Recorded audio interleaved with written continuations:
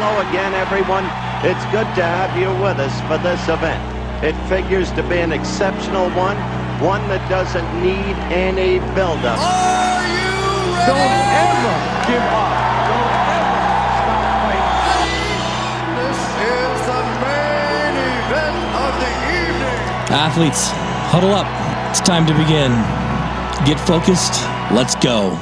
Athletes, take your mark. Get set. It's time for the Addict to Athlete podcast. Everybody out there, Coach Blue Robinson here. I want to thank you all so much for downloading, sharing, and subscribing to this podcast. Shoot, we greatly appreciate you guys doing that. As always, jump on the website, addicttoathlete.org. You'll find all of our information as it pertains to upcoming events, topics, and blogs and backlogged podcasts. Everything that you're going to need to be able to kickstart this recovery, this journey that you want to surround yourself with greatness within. And as always, jump on and check out our events page. We got some neat things coming up. In fact, tomorrow, as a recording of this podcast, is our No One Left Behind half marathon. This is going to be an amazing event. All those who have registered, I can't wait to meet you and be able to share this experience with you. In recovery, we like to kind of say that no one finishes alone. You start together, you finish together, and that journey in between, that's where the stories and the experiences are made. And this coming September, for the recovery month, our annual Proxy Run 5K. This is an emotional run, so we jump on the page, jump on the recovery link. You'll find resources page right there, the team registration. Jump on and register for the Proxy Run in September of 2023. Hey, athletes, I got a great guest in studio today. And I love it when we get guests in studio because I feel like there's a lot more that can happen just with the dialogue and the path that we get to take. But today we got an amazing guest and one who has been in recovery circles for quite a while. And I'm not sure why it's taken us this long to get you on the podcast, brother, but we've got Ryan Hymas. I want to thank you so much for spending some time with us today here in the locker room or the dugout, whatever you want to call this studio. We haven't even named it yet. We probably should. But Ryan, welcome to the podcast, man. We'd love to get to know you better, get your message out there, and tell us a little bit about yourself, kind of what got you into that world of recovery, and we'll go from there. Cool. Good to be here. Dude, you got a voice for radio. And a face for radio. You took my punchline. Yeah. I was going to say that next. Yeah, dude. So, I used to be a janitor at a radio station for 10 years with Casey Scott was on the radio, and I'd come in and do it was the only job I could keep. Nice. At the radio station. I just went off topic there. You're fine. Cool. Yeah, you want me to tell you? I'll give you a shortened kind of version of it. Love to know kind of what put you in this path of helping people overcome that adversity. Yeah. So, I grew up in Centerville, up nice, quiet. It was great, dude. It was like we lived on a dead end. You'd hike up there, like waterfalls. We go, it's crazy thinking about it now. Like when we were in the second grade, our parents would let us go like on 2-nighters up in the mountains by ourselves. Like thinking about it now, I've got a second grader. I could never let them. You send them out into the wilderness? Yeah, they can hardly go down the street without causing trouble. But love it. So we'd, anyway, perfect little life, no reason to cause havoc. I've got a great grandpa who's a alcoholic, and I've actually still got a bunch of his AA stuff. Really? Yeah, but he's the only one. So between me and him, I'm the only one now in I think 5 generations that's ever struggled with any kind of addiction issues. I'm sure I got some. My family won't listen to this anyway, but I think I've got some nieces and nephews that'll probably go down the path, I would think. It's more and more common, but when I was... you can see it. You can see it, yeah. Yeah. My kids have got the behaviors, if we can curb it to go a different direction. But anyway, so nice little life up in Centerville, and started playing music when I was... 12, 13, writing songs, and wow, which that was sort of like I've had healthy relationships with music and art, and I've had unhealthy relationships with it all. Yeah.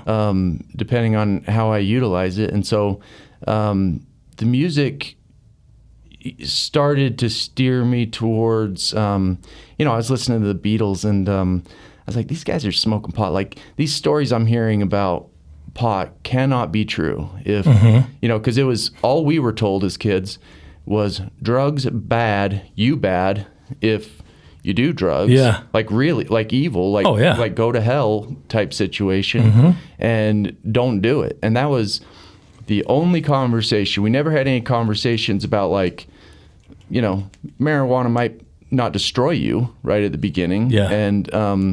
And you know, for a lot of people it never does. And so so then when we, you know, me and a few of my buddies tried marijuana, and we didn't have the Instant consequences totally. of eggs getting smashed in pans, right? Yeah, exactly. Then it was like, well, what to believe, you know? Exactly. I can't believe anything that anybody told me. And the other part to that is, you know, so, I mean, I started late. I was 19. Is that me? It's me. So rude. Just kidding. So I started late when I was 19, and but I remember like first drink, which these stories are always funny to me, but like first drink I had, and we didn't know how much to drink. You know, me and my buddy split a bottle of vodka and drank half each, but I remember thinking like, I feel whole all of a sudden, like all the childhood anxiety. I mean, I had it. Even like I look at baby pictures, like a nervous little face all the time, like just born with that nervous disposition and anxiety that was overwhelming. And all of a sudden, I have this drink. I feel free. I mean, that's the only way I can describe it. You know, Ryan, that's what's kind of crazy. And I love that you mentioned that, because a lot of people look for source codes behind a lot of this stuff. Like there had to be some kind of wickedly challenging event or trauma. And it happens a lot that way. Totally. But there's also this degree of like, you know, this anxiety or depression that's just present, that for a majority of your young life, you don't even know, but it's just the way of being, right? Totally. And so when you find that, it's not because like you've had, you know, horrible parents or abuse or whatnot. It's just because, oh my gosh, this little puzzle piece fits in here perfectly. I feel better. I'm going to keep doing this. And so listeners, that's the thing too, is we always like to go to that source code, but sometimes it is that behavior or those you know, those anxieties or depression that our kids have. And we look at it as normal because we grew up with them, right? We raised them. And we know that, well, you know, Brian's a shy kid, or, you know, maybe he's, you know, a little bit anxious. So we got to like, you know, just, you know, kind of make sure we're close to him. But they don't realize that needs to be addressed, you know? And like, so I love the fact that you've realized that, because so many people, like, they come into treatment sometimes, they're like, oh, I didn't really have a bad childhood. And then the therapist kind of digs, yes, you did. You had to have, right? For sure. And you're like, no, I didn't. Yep. But I did have this anxiety. So I love the fact that you realized that, like, and you can look back now and see it. Yeah. And I mean, you know, growing up in the 80s in Centerville, Utah, I don't remember even hearing the word anxiety, depression. I mean, it was like, and I say this, having the best parents in the world, by the way. My parents still support the hell out of me, always have.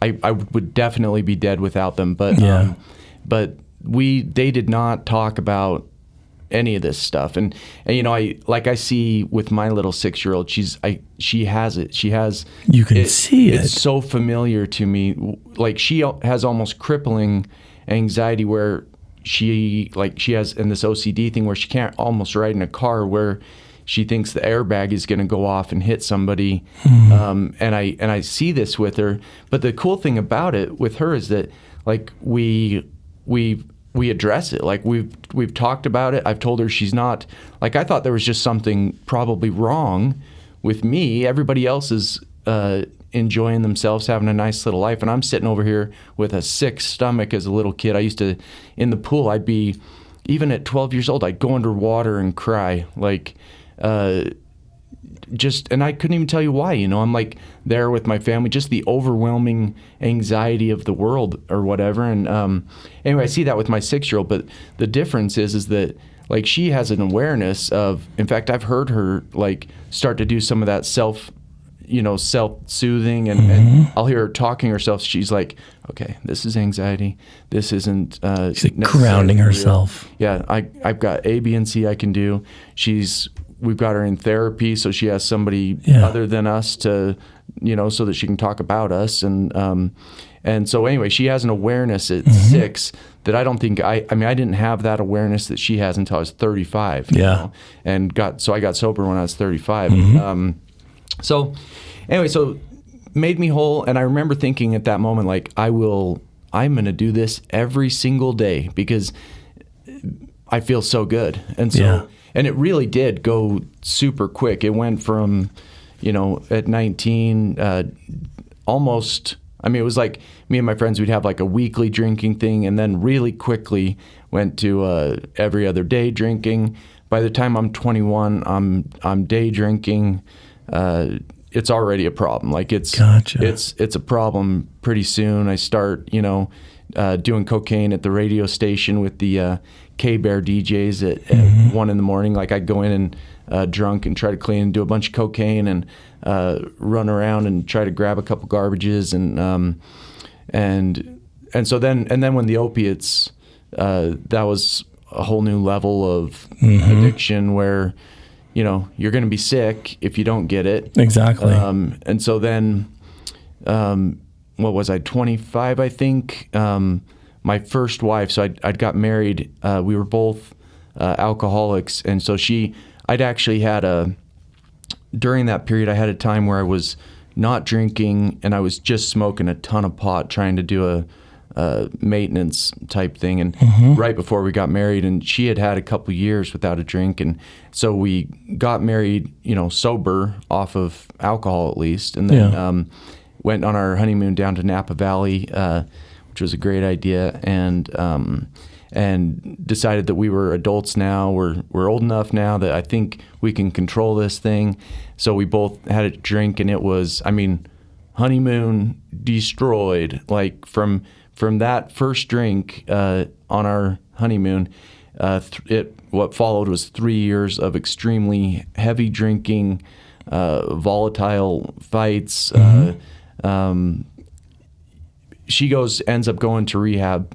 So we were separated. She was living at my parents' house for a year and a half. That I was sleeping at the insurance company that I worked at. Everybody would leave for the day, and I had a key. I'd go back in and sleep under a desk in the basement.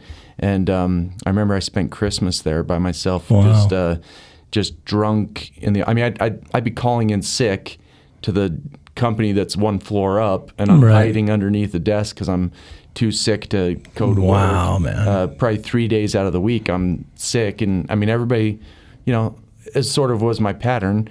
Like when I could usually get like a week and a half good. And in that time, like I could really build, even in a week and a half, like people, it's like, we like you. You do a good job. We want you to progress in the company. We think you could be a manager. And this happened at multiple companies where, I could build real quick in a week and a half, and then almost, a real pattern. I would destroy everything, lose job after job after job, and it was just a constant cycle of doing good for a week and a half, destruction, and just doing it over and over and over. It becomes kind of your way of being. Totally. Right, yeah. And real, misery and real comfortable in that pattern and in that misery. It was so comfortable misery. Yeah, totally. Man, that makes a lot of sense. For reals, I would tell at one point, I remember I'm living at home in my mom's, and I'd yell upstairs, I'm going to work, and I'd crawl back in the walk-in closet. I made a little crawl space, but it was like, and I would lay there for 8 hours, like, got to go to the bathroom and everything, can't leave because she thinks I'm at work, and I'm just hiding back in a hole in this closet, and but like a safe little womb of pain. Like it was like nobody can touch me right now. Like nobody knows where I am, nobody can do anything to me, there's no pressure, like, and I'm miserable, and I got to take a leak back here, but like it became to where that was also my comfort. And so my first wife goes to rehab. I'll breeze over this, but she goes down to Arizona for a rehab. I go down for family week to support her. Right. And I end up getting locked in the psych ward down in Arizona for suicidal comments that I made at family week. And so it took me a minute to... Did you realize you were doing that? Or you were speaking from your heart and people were like, hey, wait a second, that's a little too intense? I don't even know if I had... I was always from from 21 until 35, there was a real. I mean, I believed that suicide was how I was. That was a heavy contemplation. You're just like, this is an outcome. I thought. Gotcha. I think I thought that it was the only way out. Because I mean, I had no idea about recovery. I didn't know it was possible. I thought I'm a drug addict and an alcoholic, and this is like I chose this path when I was 19. There's nothing I can do about it. This is how it ends, and so which is, so when I got back to Utah from that experience, they had an intervention. It was like you're going to rehab, or you're out of this house, and I wasn't in a place where I was gonna go be homeless. I didn't think, and so it was like, fine, I'll go. But my parents paid for me to go to the night I went to Cirque for my first rehab, which didn't work because I had no interest in it working. And I mean, if I would have been the guy talking to my parents back then, I wouldn't have taken their check. I would have said, don't send him to Cirque if he has no interest in going to rehab. Let him go up to the VOA or something for a minute. Like, don't spend, and my parents, they had no idea. No one knew, Ryan. No one knew. And I'm curious about that intervention. I have my own thoughts on it, but what are your thoughts on those types of mechanisms to get people into treatment? I think when they first came out, they were like, oh, wow, this is a great way. But the more you start peeling back the layers, the more I'm starting to realize, like, maybe that's not quite the path that we should be looking at. Like, because people can't really hold those kind of boundaries. So that makes sense. You can't, like, our relationship's going to change in this amount of ways. There's always someone that's heart's too big. You know what I'm saying? I don't know, man. Did it work for you? I mean, it got you to treatment. Yeah, but I mean, it got me in the door. I mean, I think there's, I'm real big these days on there not being one way to do any of it. Like any of, I mean, I do, I'm not big on tough love where it's like, don't even call us until you get your shit together. Exactly. And I don't really believe in that, but I do believe in boundaries. Like, for sure, you as a family don't have to be held hostage for by somebody struggling, and it's 100% okay to say we love you more than anything, and you also can't come here and steal our shit. Exactly. Like, so, and that's a very different approach. That's an emotional approach that says, we love you. This is why this can't happen. Not we will love you, but if you don't do this, it's game over. Totally. Can't do that. I'm with you on that. Yeah. But it got you in the door. Yep. But you weren't ready for it, it sounds like. Yeah. I mean, I had, my parents have asked me years later, like, did we waste a ton of money? Which, I also, if I would have been working with my parents, would have probably talked to them about getting some insurance and things, which is like one of my goals now because of the experiences that my parents had, is to try to help families navigate like the financial aspects of it as well. Instead of just saying, because I feel like there was some people that said to my parents, you need to write that check for $40,000 today or your son's going to die. And they play off that fear of a family, and they felt that, okay, these guys, they've got enough to do that, not, comfortably, but they can do it. And so, so I really try these days to help folks find, finances is a piece of the puzzle. And so you don't just try to take what you can from families. I try to, and especially the same way, like I'm going to tell people, like, is it a good investment to, if you do have to spend $2,000 even, is it going to be a good investment? Because if he or she doesn't want it, like, let's do it. Like, I allow people to do it the hard way if they want to. Like, we don't always have to put people in cushy rehabs in order to get it, and some people it's not actually going to be a benefit for them, and so anyway, I'm kind of skipping ahead, but oh no, I want to address that topic, but keep going.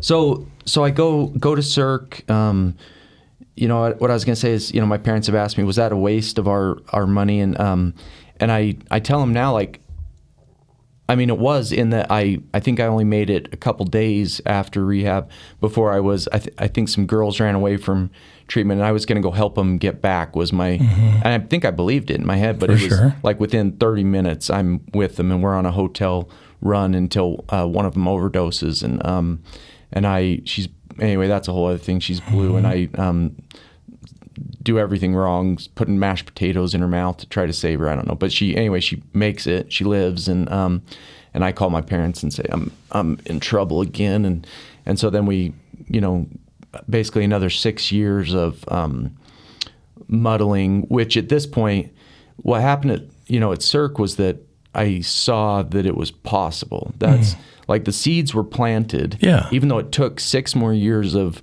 just terribleness. But I saw people actually doing it.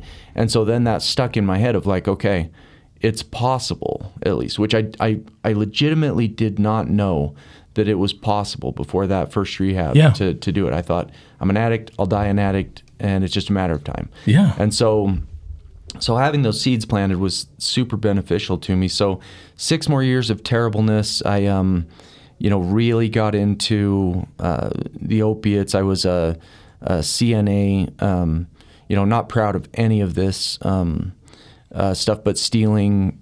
I worked in rest homes where, I'm like, I would be crying because I still had a heart in there. Oh, yeah, for sure. It's like I'd be crying as somebody's in a coma. I'm supposed to be giving them their morphine, and I'm whispering in their ear, like, because they're unconscious, and I'm like, I'm sorry, my pain or my addiction trumps your pain, and I'm taking their morphine, and I'm taking everything, and it was, I tried to stop myself. Numerous times tried to stop myself, but like towards the end, I quit the jobs even in the rest homes because I knew I couldn't. I was like, it's just a matter of time until I get popped and I'm going to go down hard for this. And so I quit those jobs. I thought I'll go work in the hospital because they have nurses there that'll be handling the meds. It'll keep me away from it. It's crazy the amount of people that bring their meds into the hospital, and it got to the place where it's like, okay, I'm helping somebody into their room. I could drop their bag on the ground and just hear if there was pills in that bag by the way, just that little rattle. That little bit of sound. Yeah. So then I'd come back in, help them in the bathroom, take everything that they had. It was just soup caused a ton of people a ton of pain, which I'm still, that's part of the reason why I'm doing what I'm doing. Absolutely. Like I'm making a living amends to all this destruction and damage that I caused. And so my wife she was about to have, at this point, we'd gotten pregnant. And so I'm about to have my first baby. I had I had this whole thing in my head. I'm not going to be a drug addicted dad. I'm going to be, like, I have this vision of what a dad should be in my head. It's not me, but I'm going to be there. I'm going to change. So I have this whole taper plan set out. My wife doesn't know that I'm even, because I look like I'm not drinking, at this point. Like I'd kind of stopped drinking for as much as possible, and I was just doing mass amounts of opiates and heroin on the side a little bit, but mostly just the pain pills. And so I was almost looking functioning at this point, like, right, because I'm showing up. As long as I take my medication, you're showing up. I'm showing up. And so I have this taper plan that I'm going to take, these oxys as my baby's being born.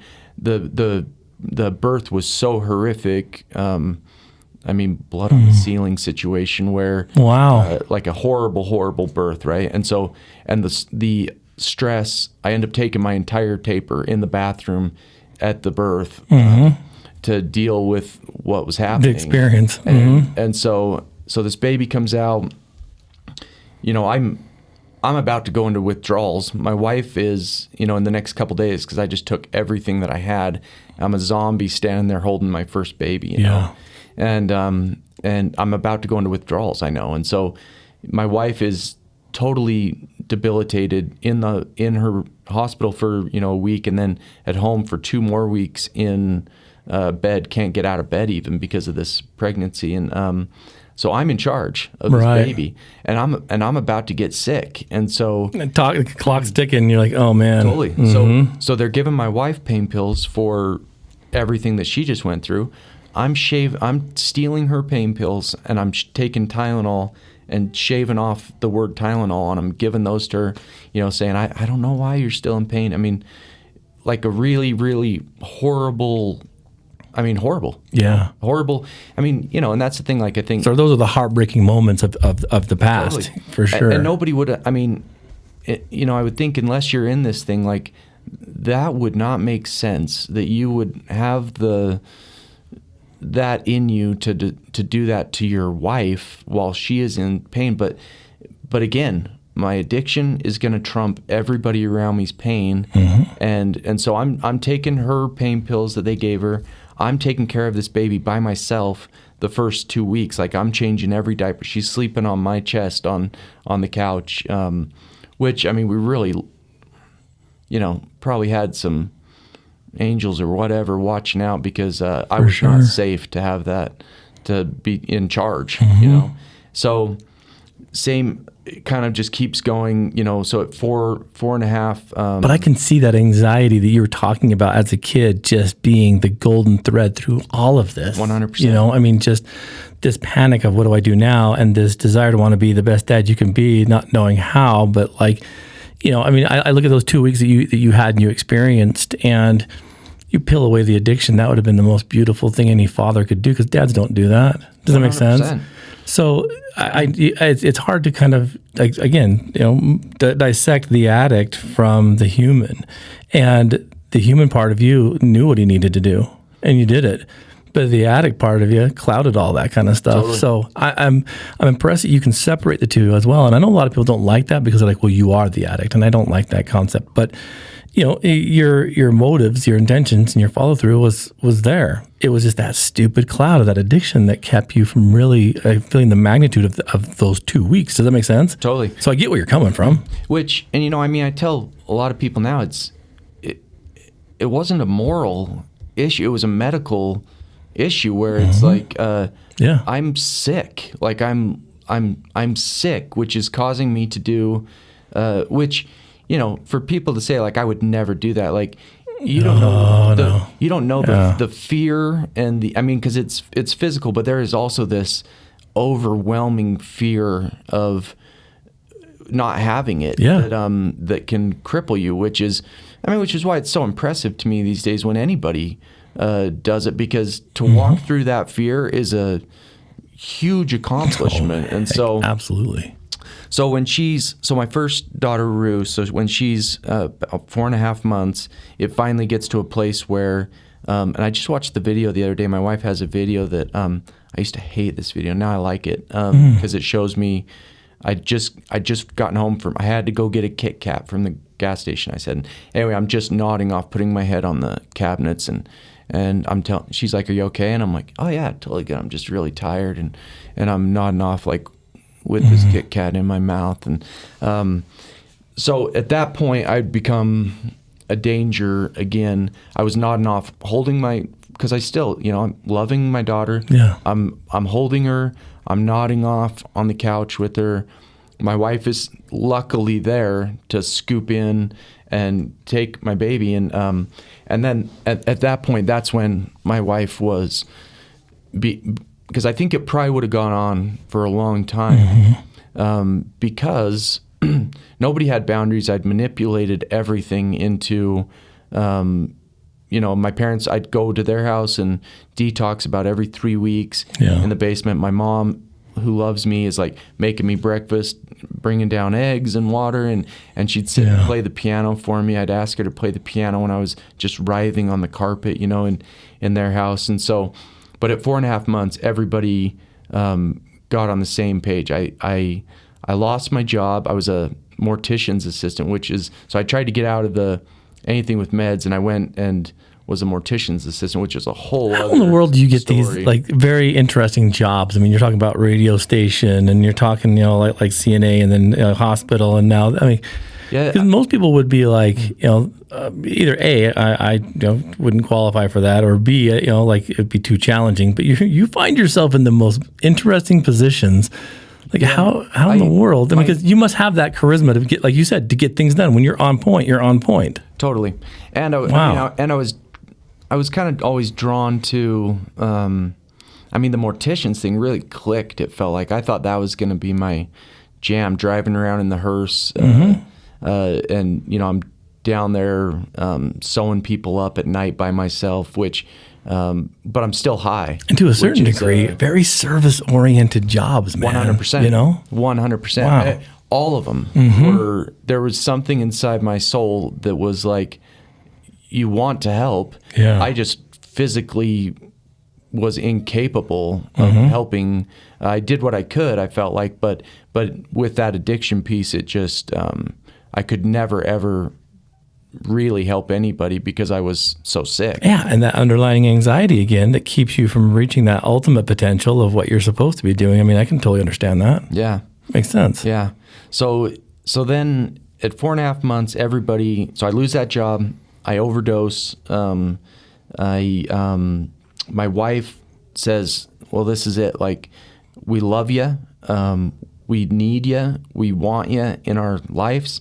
And we can't do it anymore. It's, you're now a danger to our baby, and I'm going to protect our baby. And I was so irate. You know, my parents said, you can't come here and detox anymore.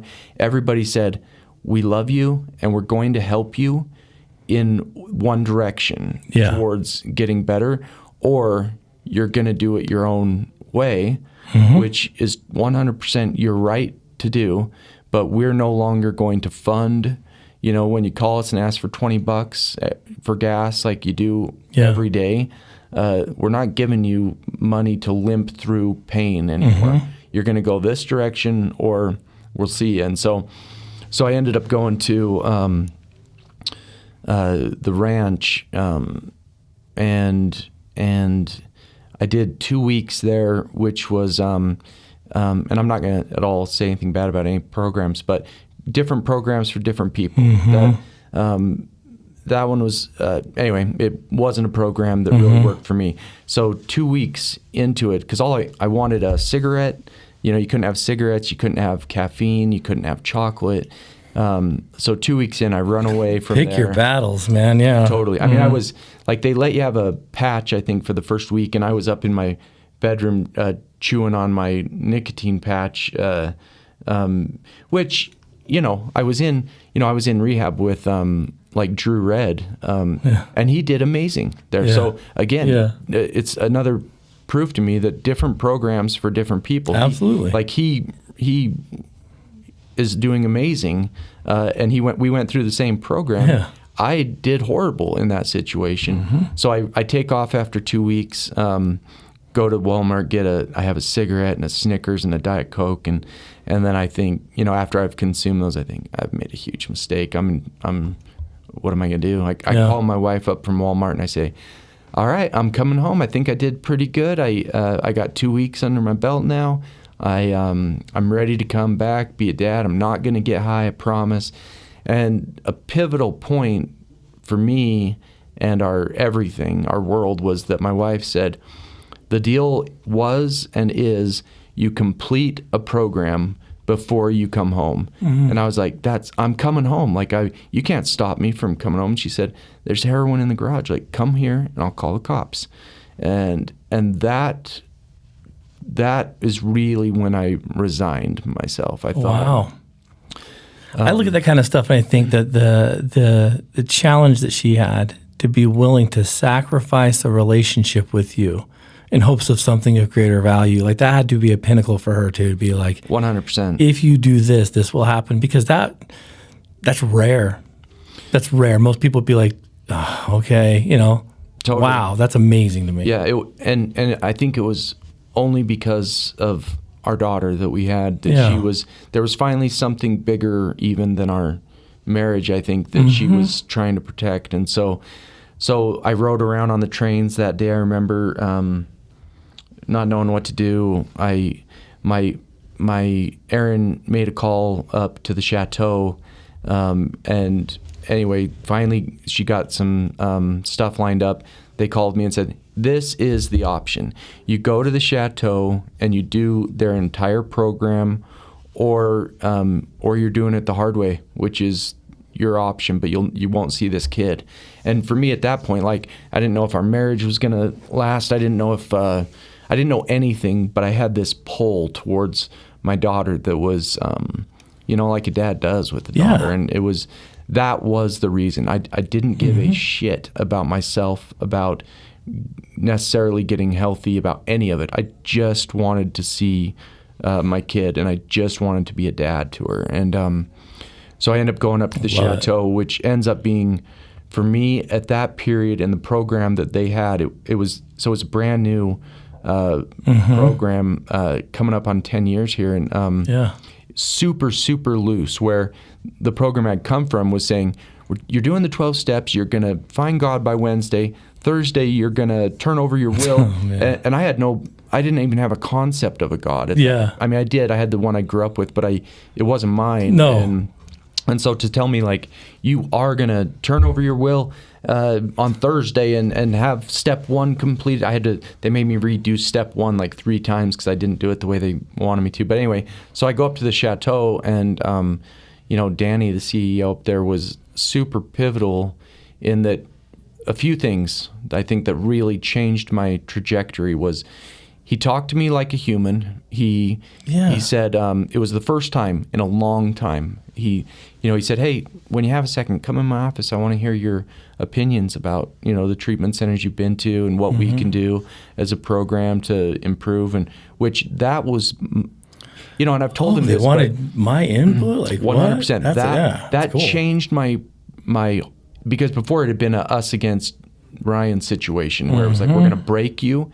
And I was like, I mean, I'm super stubborn, super like, you cannot break me, I will fight. And at this place, at the Chateau, it was like, I remember he said to me, he's like, well, there's this book, 12 Steps.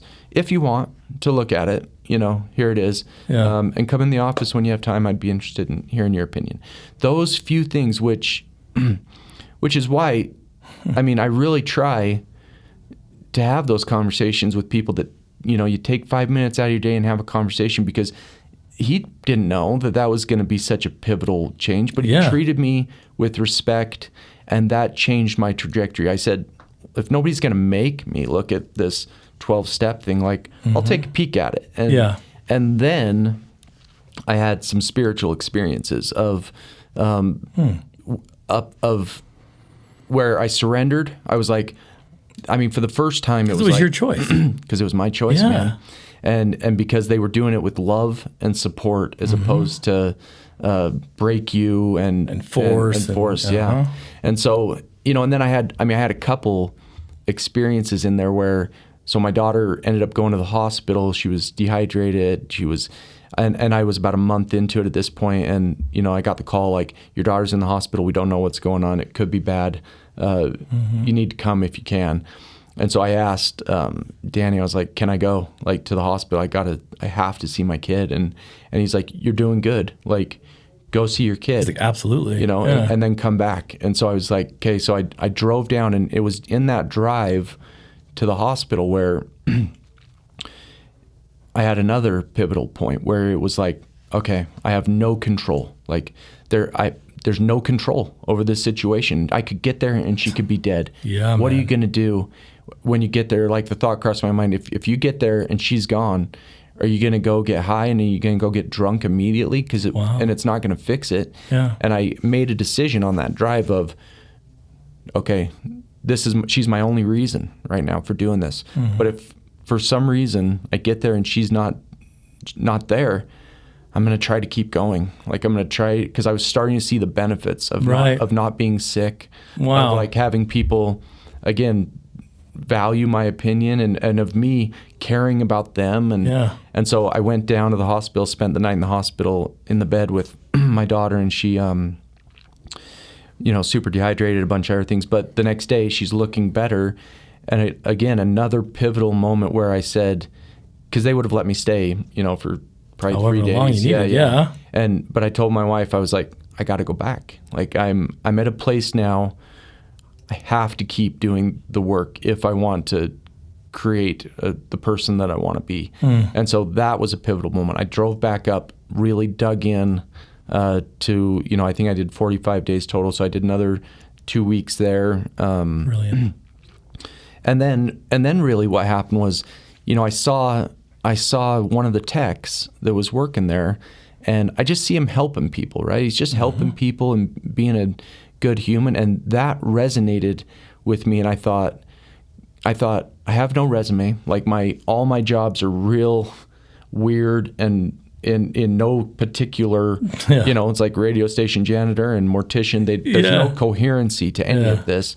And so I thought the only thing I know about is addiction. It's like I know everything about addiction because I've been doing it for 16 years. And so that thought of, I think I could do that, what he's doing, that tech job. And that kept me going almost, that and my family and this little girl that I would spend time with was what kept me going the first year, was because I also knew I couldn't lie about it. So I knew, okay, most places back then wouldn't hire you till you had a year. And that's still pretty standard, but I also think a lot of places have seen the value in hiring people that are on fire at 3 months, which I think is brilliant. But back then it was like I knew I needed a year to be hireable. So, and I knew I couldn't lie about it. Exactly. So that kept me going for those first year. And I ended up getting hired at 9 months from Pathways, Michelle Ammerman up in Pathways, Real Life Recovery. And that was another pivotal change where, okay, I started working in the industry.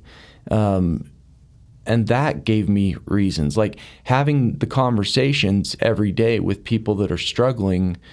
I absolutely, like some people don't need, some people have a strong enough, I don't know, whatever, they don't need to be talking about it every day. Some people just go back to their normal lives, like, and go to the insurance company and don't talk about addiction all day. And maybe they go to a meeting and chat about it. But for me, like, I absolutely had to be talking about it every single day. Need to become a way of life. Yeah. And so that started to change everything. And then, I just, I remember, the money didn't matter, back then it was like $10 an hour to be a tech. Yeah.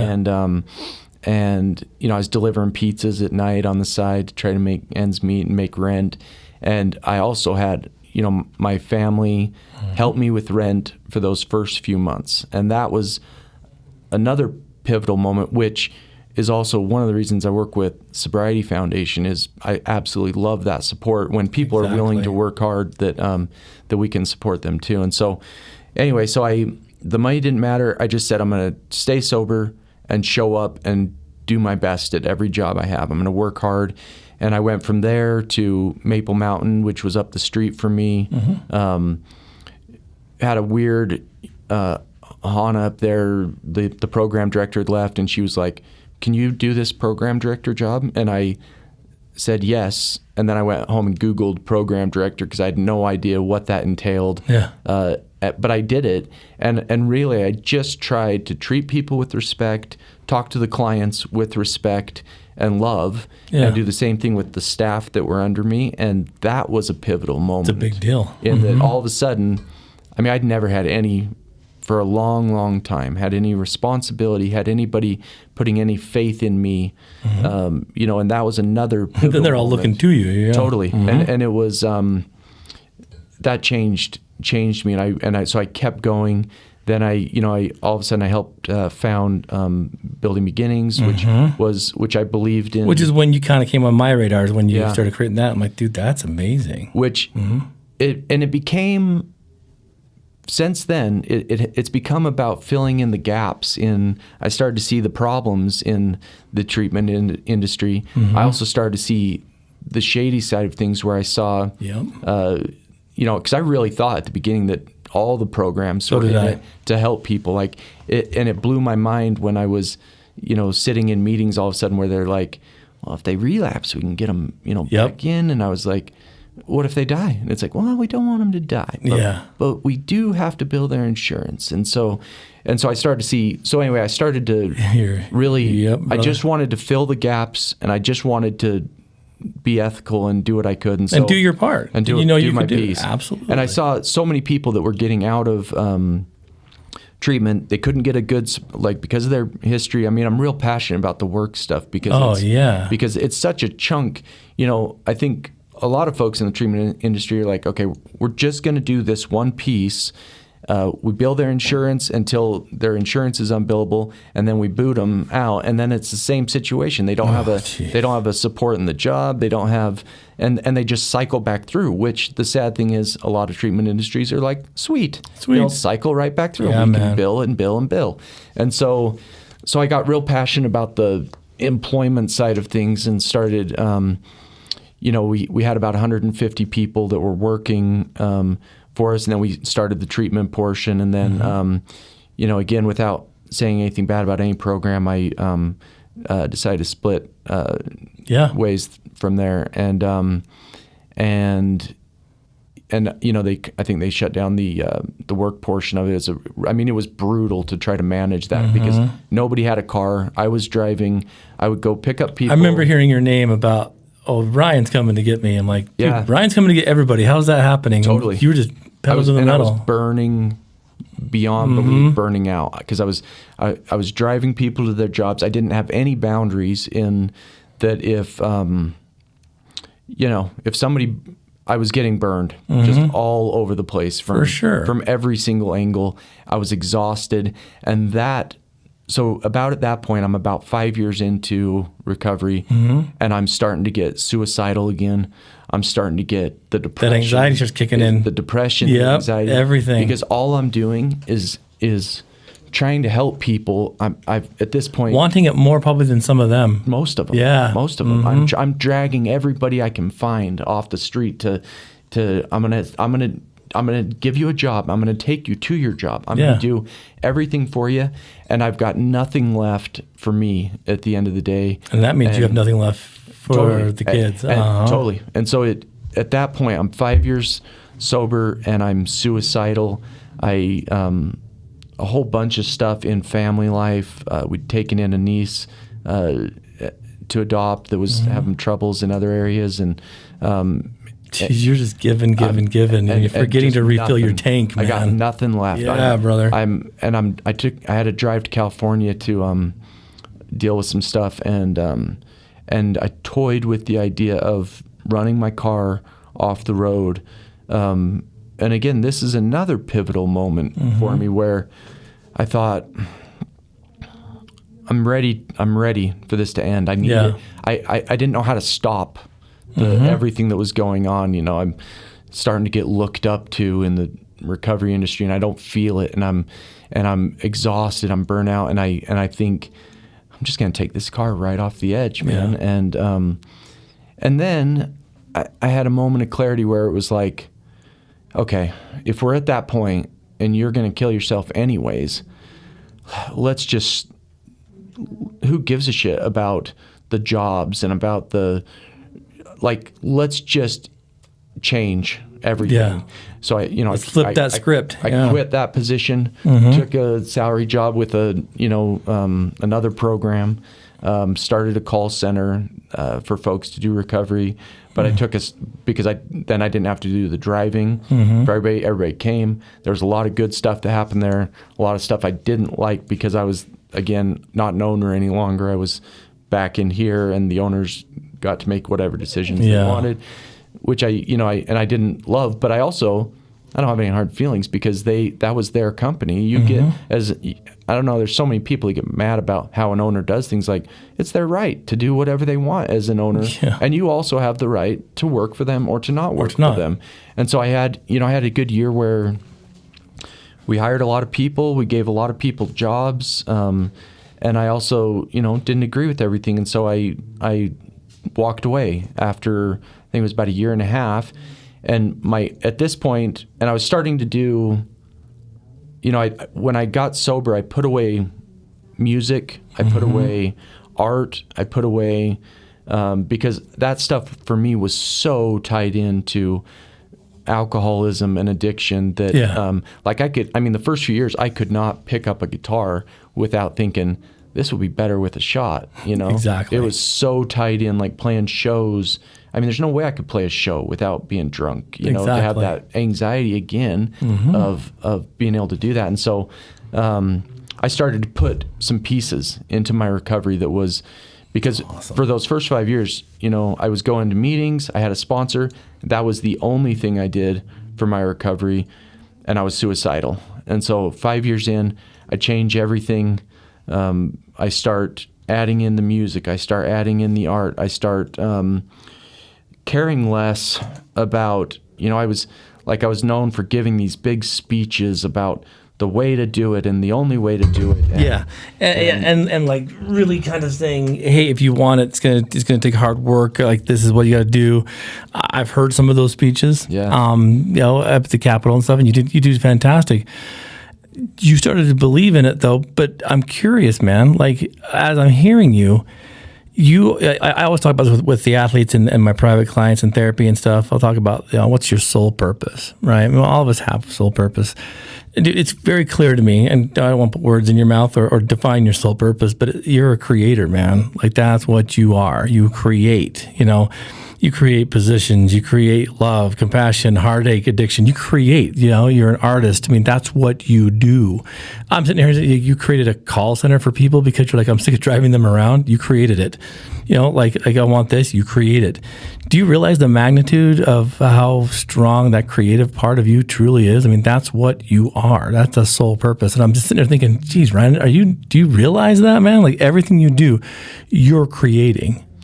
Yeah. I really appreciate you saying that, dude. I did just the other day, actually, I was sitting there thinking, I mean, it is very simple these days what I want to do, and it is create. I want to create. I love creating all the stuff that's surrounding me in my own little world, and I like creating, employment for people. And I like creating hope as well. But I want to help people.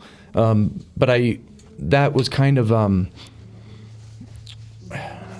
again, everything changed again when I started to allow myself to create without. I really started caring less about what certain people in the recovery industry thought of me. I was like, I'm going to do this stuff for myself, and the only, as far as a job, the only criteria that I had at that point was, I want to work for somebody I believe in, and that's it. I don't care about money. I don't care about position. I don't care about any of it, except I want to work for somebody that I can feel good about working for him. Yeah. And then I ran into Jared Casey up at I Am Recovery. He has this small little tiny program, that he told me when he hired me. He's like, I think we got a couple months. Like, that's it on the funding. Like, we've got a couple months. You want to try? And I was like, 100%. Like, why not? I believe in, like, you could tell. You talk to Jared, I don't know if you know him, but talk to him for 5 minutes. Like, I believe in him. Like, he is ethical. He believes in helping people. He treats the staff like I've never seen. Like, he wants the staff to bring their gifts to the table, and he's not trying to tell the staff, you're going to do it this way. He lets us be ourselves, which is that, again, a change in the last years for me has been allowing myself to be myself. You know, instead of trying to change myself into what I thought people in the industry wanted, or what my parents even, what they wanted. I'm probably not, I mean, my mom would say I am, but I don't know that I'm, the son that they necessarily thought they would have their whole life. Well, for sure. And I wouldn't, I don't know him personally. I know of him. But it's in the name, I am recovery. I mean, there's no more powerful words in the English language than I am. Totally. And everyone's recovery is going to to be different. And so you can't say I am recovery and then be like, you're doing it this way. Totally. Right? Yep. Which is, he, nobody really knows this, but he named it I Am Recovery, he told me, so that every time that he said the name, he would remember that he wasn't the one in charge. Exactly. That's brilliant. Totally. And it's become something that I haven't seen in the industry of, although, I mean, there's good places, like there's a lot of places that I refer people to, but Jared, I should probably talk to you because I only know a couple. I don't know too many. I know a couple that I'm down with, but a lot that I'm like, no. For sure. Yeah. Which, and even, I mean, it's super hard because, there's the ones that have done things unethically and get shut down. It's super sad because there's too many people. Yeah. Like, there's too many people to help. We need every program that we can, and we need them to be ethical and do it the right way. So, and I'll tell you, like, I think what I've seen with I Am Recovery, because, I said we have a couple months left. Here we are 3.5 years later. Brilliant. And I think that a lot of that, the best business strategy that we have is to help people whether or not it affects our bottom line or not. Absolutely. It's not what it's about. And I mean, we have to keep the doors open. For sure. But when I talk to somebody like Jared pays me to help people. Yeah. Some of those folks come to I Am Recovery. Some of those folks need something else. A lot of them need inpatients, and so a lot of them don't need. Some of them just need a sober living they've done enough treatment in their life. They need sober living and a good supportive job. We again, with me and Jared, co-created a company called Swan, so during COVID we had a call center again, which I absolutely love, because I've taken all the stuff that I liked from the past and I've left the stuff I hated. Like at the first call center, we did cold calling, trying to sell back braces, all this stuff. I hated that piece of it. Yeah, man, that's the worst. Everybody hated that piece of it. Like, everybody liked being together, but the actual job, we hated. I hated it. And so for COVID, it was great. We paired with this company and this really good guy that I still work with, Sabe, who does a lot in the community now, that he's seen what can be done in the community. But anyway, they were just doing COVID observations online. So they just basically online sitting there watching somebody spit in a vial and show their ID, which was so we could pay them, because what we found is people in early recovery need stability. They need, we can't do this commission thing where they're like somebody's making tons and somebody's making nothing. Like, they need stability, even if it's not, it was like $15 an hour to do that, but it gave them stability. It gave them support. Like, everybody, I hired an executive director at this one so that I couldn't do the day-to-day anymore, and still do, because I'm director of admissions in recovery. I couldn't do it all, which is something I've learned through some of the rougher experiences, is that you've got limits. I have to have limits, and I have to have boundaries, and I cannot do everything for everyone. And I can do my piece and then give up, like with our executive director, who actually has passed on now, super, super sadly. But he and I'll say his name, Jason Potter, a really, really good guy who helped a lot of people while he was executive director of that call center. And so we had the work program, which I believed in. And then when COVID went away, that went away. And it's super hard to find campaigns that I believe in that, again, that we can do without doing I won't do the cold calling and the sales thing anymore. I just can't do it. I'd rather not do it at all, than do something I hate. And so, which is why now we've transitioned into Ripples is the next sort of the morph of all the stuff I've done in the past. And we're going super slow, and essentially right now it's me in a van driving around, which the van's broken down right now. I'm trying to get it fixed because we're in a lull where we can't really do anything. But I pick up donations, and I'm trying to, I'm not doing any of the out there telling, trying to do the marketing and tell everybody, I've got this company, and I've done that so much that not street preaching anymore. Now you got your hands in the dirt. You're I keep my head down, and I'm like, people call me and they say, hey, I don't have a dresser. You have a dresser? I've got a storage unit down in Lakeshore that's full of donations. So I go in the van. It's me now. I drive up, pick up donations, drive them back. I try to have a boundary where if I'm burnt and I say I can't pick up a donation right now, Right. And then if somebody needs something, they can have it, And we've and again, real quietly, in the past 4 months, we've helped probably 6 people furnish their apartments that have gotten out of sober living. Wow. The folks that they've got the willingness, they've got they're doing the work. I'm not doing their work for them. They're doing the work, and they need a hand up. And so we're supplying them with furniture and beds, and we've got mattresses, and And again, it's a part of creating. You're creating those things, those tangible things that they need in order to feel that normality of recovery. totally. I mean, right? I'm sitting there like blown away at the magnitude of what you're creating and the multiple things. Right? I mean, that's kind of what's mind-boggling is, I hear about these stories about millionaires who lose all their money, right? But then they remake it. I'm like, well, then why can't I just do it once, right? Right. Well, I could, but that's not my mindset.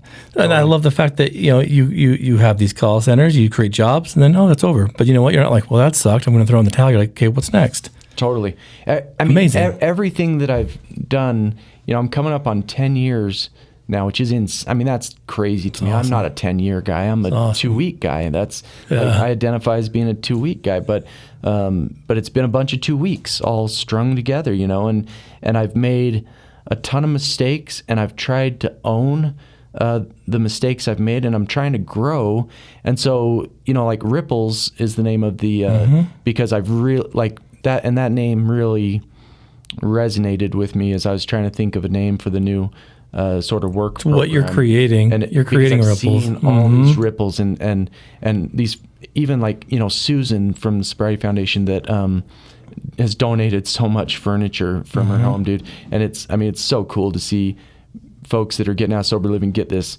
High end hutch, dude, from that they would have never been able to get. It's just her ripples that she has created with Sobriety Foundation. Jared, the ripples that he's created. I'm working with USARA on doing recovery days this year. Yeah, that's awesome. I love what they're doing. I'm multitasking a lot. And I'm trying to do it with boundaries as well. And I feel because then I've got the other piece, which is, the art, which is the weirdest thing that it started.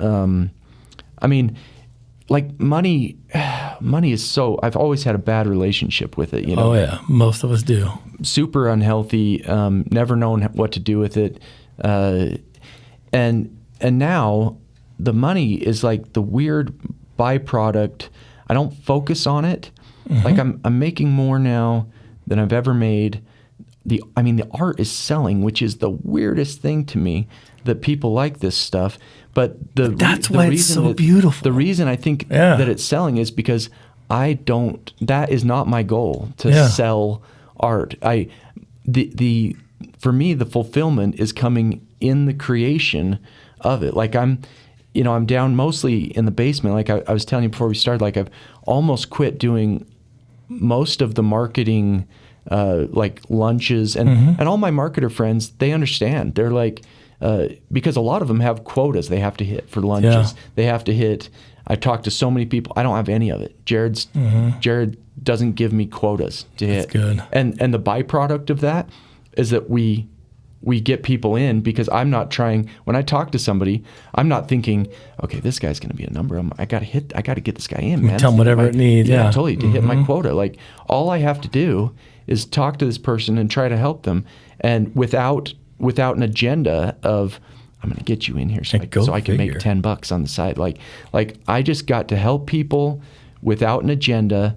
And that seems to have been the best business strategy as well, because all of it manifests, like with the art. Like I don't think about, all right, I'm going to make this a certain way so that I can sell it for $200. Like I make it for the sake of creation, and for what it does for me as I'm creating, which I'll tell you again, like that, and the byproduct of that is that people feel that and they buy it. And so that is the weirdest piece to me, which again, I try to use, so half of the funds that come in for the art, I'm trying to use to push towards ripples so that we can continue making ripples, and I think, again, doing it with that attitude of, I'm not just doing the art or even willing to sell it so that I can get a boat, which a boat would be cool, but that is not the goal for it. And again, the byproduct is that I'm paying my bills. Like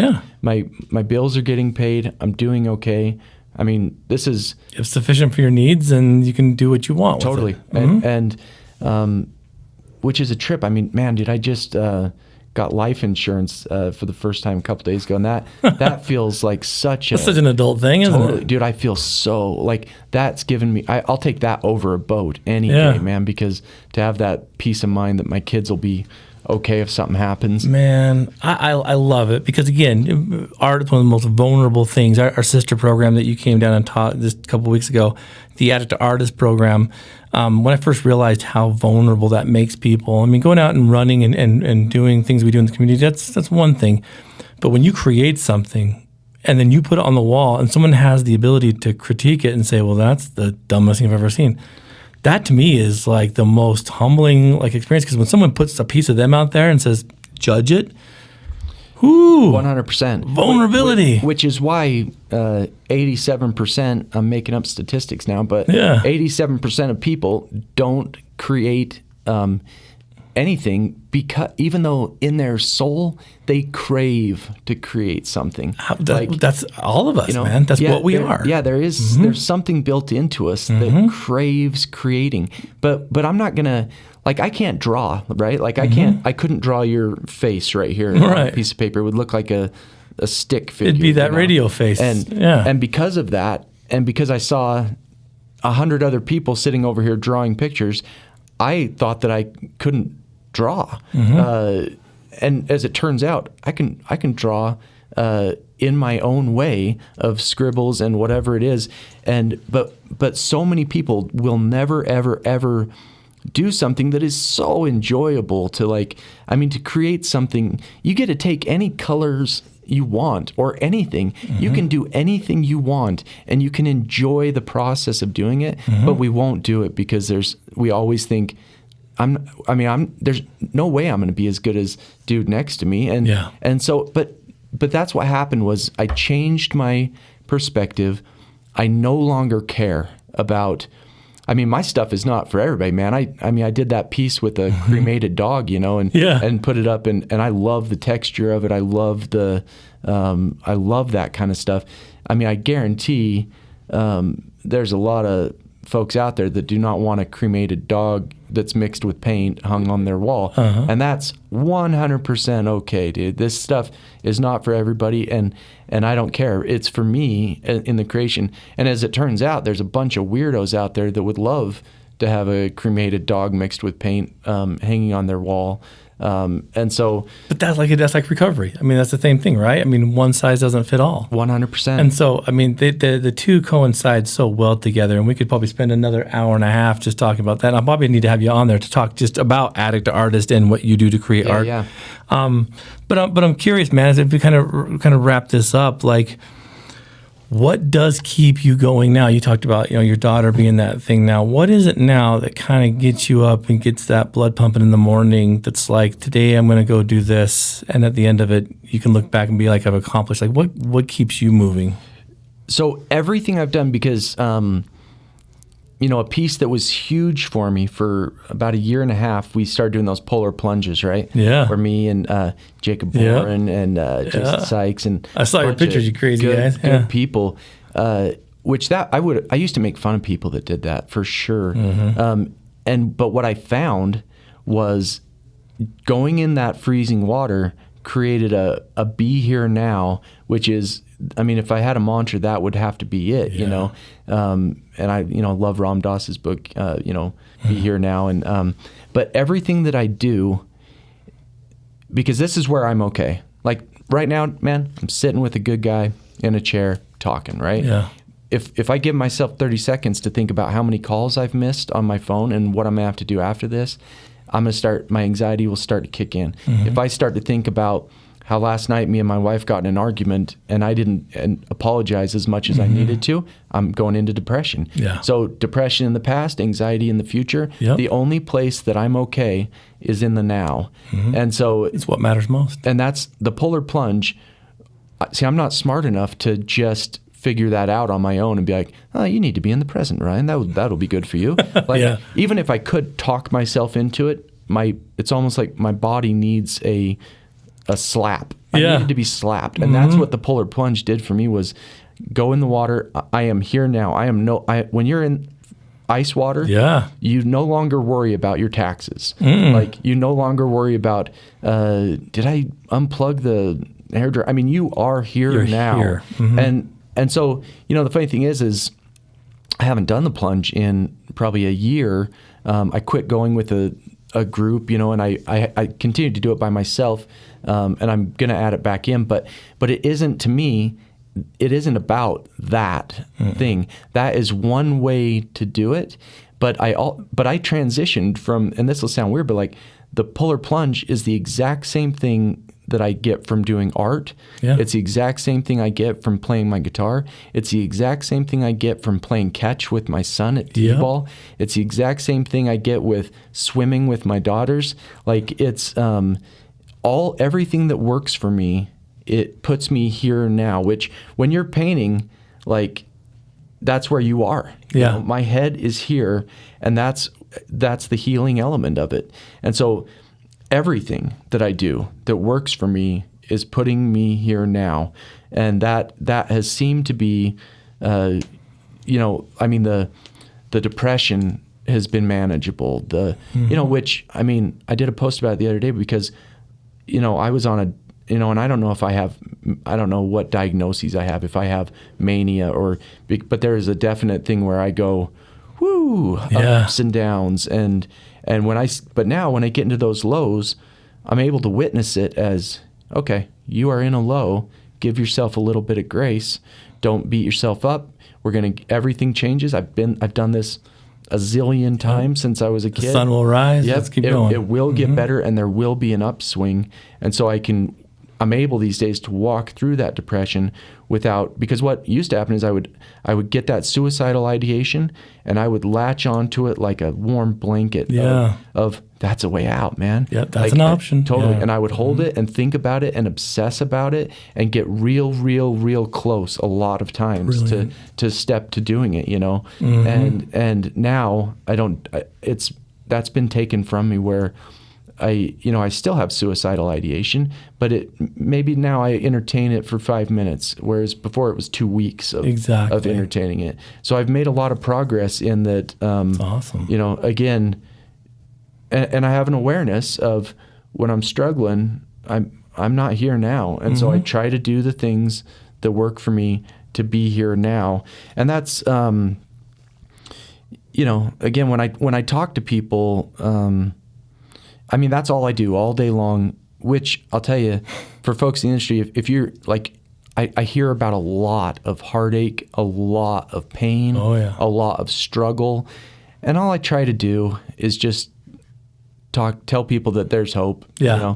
There is hope, and there are options, and I'm happy to walk through it with you. Awesome, I don't drag anybody anymore. Yeah. I will have a lot of conversations with people that don't want to do it, but what I tell them is,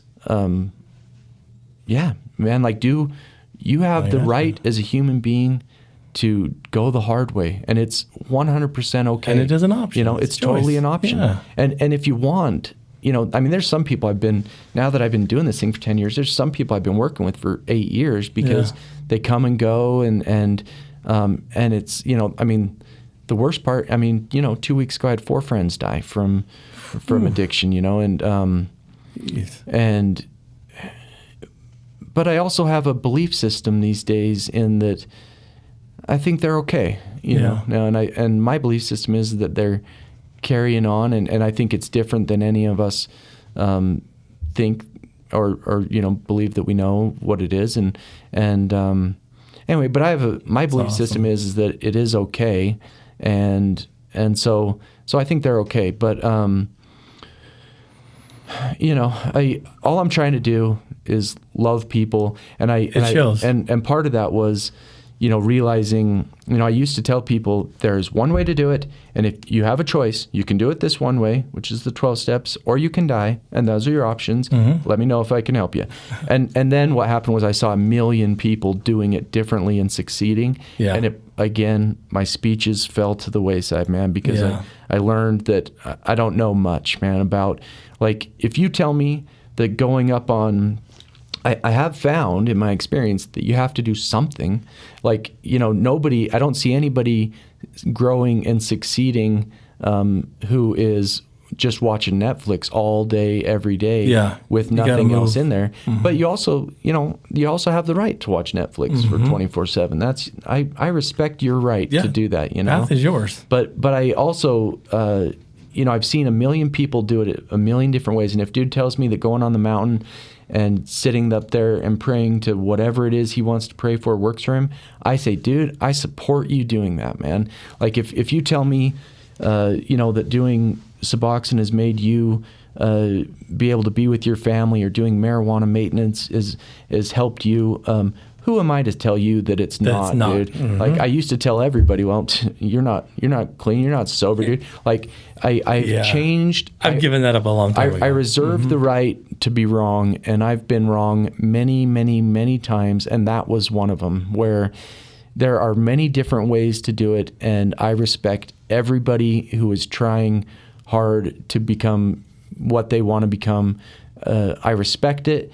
That doesn't mean, though, that we can get every single different programs. I also respect their right to run it the way they want to run it. So, so it doesn't mean that I can put every person, if dude tells me that, drinking a beer at 8:30 a.m. every day is his plan, totally. I respect it. Do whatever you want, man. I love you. Let me know if I can help you. But I also can't get you into A, B, and C program, because they also have the right to have their program run the way that they want to do it. Absolutely. But it doesn't mean that either one of you is wrong.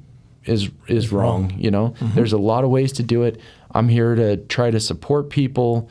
And man, I tell you, the byproduct of supporting people without an agenda of what they can do for my bottom line, the byproduct of that is that I have so much support, man. I say this, I hope in all humbleness, like, I don't know anybody that is supported the way that I am. Like, that's awesome. The community. I believe it. The community has, it's overwhelming. Yeah. Like, it's, I'll cry if, I have nothing but gratitude, man, for all the people that like support me. Like, when I ask for support, it comes. Like, if I have somebody, especially like if I have somebody that needs something, and I do a post, man, and say, I need help. I have somebody that needs help. I'll get 50 phone calls within 75 seconds that says, we can help, we can help, we can help, we can help. I'm surrounded by it. That's the community that you've created too. It took someone to kind of point out and be the hub, and that was you. So, dude, I'm blown away by that. Very much appreciate it. Whenever we hear of service, like, trust me, your name is very much on the top of that list, because people just, they know you, and they know that you're going to show up. So I'm almost afraid to ask this, but how do people get in touch with you with I Am Recovery and those things? Like, what's the best way to connect with you guys? Yeah. So, my cell is carved into the jail cells, I think. Yeah, I bet it is. Which I'm 100% okay with. And I've also had to learn that it's also okay. Sometimes I don't answer the phone. Like, sometimes my kids have asked me to leave my phone in the other room sometimes. Mm-hmm. And I'm going to do that for them. For sure. Because I used to not have that boundary. It used to be, I will answer my call at Thanksgiving dinner every single time. And I still will lots of times if I feel like I've got 10% more in me that I can that you've allocated towards that. Then I 100% will do it. And I always try. I really do try. I'm sure there's some people that are like, I've tried to call you, because I don't listen to my voicemail, so don't leave me a voicemail. But that's it. But if you text me, I will do everything I can to get back to you in a timely fashion. And so, you can call our work line, which is, you want me to say it? Yeah, go ahead. So work line is 801-407-9998. You can call that 24/7 because even when I don't answer, we've got good people, Tyson and Michelle, that'll answer 24/7. If you want my cell phone is 801-652-9241. It's been the same since I was 18. And you can text me. A majority of people Facebook message me. In fact, that's the only way I've been communicating with you guys is Facebook Messenger. You can reach out to me, and I'll do what I can to help, which, which may be pointed in a direction that that's you exactly may not right. know. Yeah. I mean, a good portion of the time, I would say that's how I view my gig, is to point people in the direction that feels like it'll be best for them. And sometimes, again, that's to I Am Recovery, which I 100% stand behind. Yeah. Sometimes it's to other inpatient programs. But I'm just going to try to help people. I'm going to keep creating the stuff that I love to create, and I don't even know why I love to create it, but there's something in my soul. It's your sole purpose, man. That is in there that I really enjoy doing it, and I'm going to try my best to be a good dad and a decent husband, and that's my jam. That's who you are. I'm trying to keep it real simple, and keep growing things that can create opportunities for other people, because it really, again, the byproduct of helping other people win is that I feel like I'm winning. The universe or the karma or whatever it is, by the more that I focus on helping other people do well, the more that it just comes right back at me. Because I found in my life, if I am focused on Ryan and how can I get Ryan ahead? What do we do to claw and scratch our way to the top? And I want to be recovery famous, and I want people to respect me. The more I do that, the less it happens. Less it happens, mm-hmm. And the more that all of it doesn't happen. So if I let the universe flow, and I just focus on trying to help people and help the people around me and love them unconditionally without judgment of where they're at, then that same stuff is coming right back into my life. And I feel like with my own mental health, with my own happiness, with everything in it, I'm doing better than I've ever done in my whole life. And I feel like it is because I'm not focused on doing well. Yeah. I'm focused you're just doing it. Yeah. I'm just letting it flow as much as possible. And I still, I think it's important to say, because I see people comment on my posts sometimes like, oh, your kids must be so happy and you have a beautiful life. And I do. I 100% do. But don't forget that, I generally don't post the pictures with my kids screaming at me. None of us do. I hate you, Dad. Uh-huh. And we go through that a lot. We go through the pain. Me and my wife got in an argument last night. I've got to get out. When I get out of here, I got to go make some apologies, and say I didn't handle that conversation the best that I could have, know. And I get to try to walk through some of that stuff. But don't let it fool you that because I think that can be a real downfall to people, is that they think everybody else is doing so great and they're just doing the worst. And every single one of us, I can almost guarantee, I don't know, maybe there's a lot of dudes out there that don't have the issues, but for me, I can just speak from my experience. We struggle on the daily, and we try to keep going on the daily. Yeah. We try to keep growing through the pain, and I really do try to look at things as which is a total brain change from where I was when I was young. When I was young, bad things happen, and that's just bad things, and I'm going to be depressed and have anxiety. I really try, when these hard situations come up, to refocus and say, this is an opportunity for growth. I hate opportunities for growth, but I'm going to try to take them as they come, walk through them, and come out on the other end. And so, and by doing that, I see my kids starting, to do that as well. Oh yeah, they'll mimic it. Yeah. Mm-hmm. So we're not going to let the hard stuff cripple us anymore, like I have my whole life. We're going to try to keep walking through it and just trying to create a life that we can enjoy. And I've got it right now, and I want to share it as much as possible. So if I can, that's what this is all about. Feel free to reach out. I'm happy. I love it, man. No, you listeners, you've been well fed, and Ryan, thanks for taking the time. And I know you're probably stalling because you got to go have that conversation, right? No, it's time. They're up at the zoo. I love it, man. But nonetheless, listeners, reach out to Ryan. We'll post all of his links and I Am Recovery on the podcast episode itself. It's coming out this Monday. But Ryan, dude, thanks for the time, and I can't wait to get you back in here to help out with this artist program. Check him out, guys. He's the real deal. And if you're in Utah, you know his name outside of Utah, because I know we got a lot of listeners outside of there.